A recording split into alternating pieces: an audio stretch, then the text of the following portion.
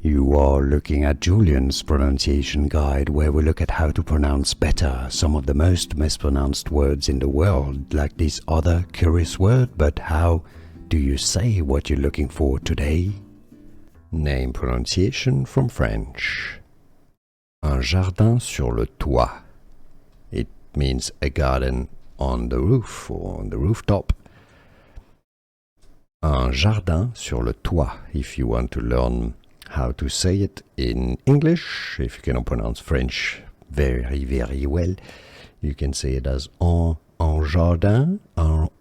It's going to be complicated. Un jardin sur le toit. Un jardin sur le toit. Hermès. Un jardin sur le toit.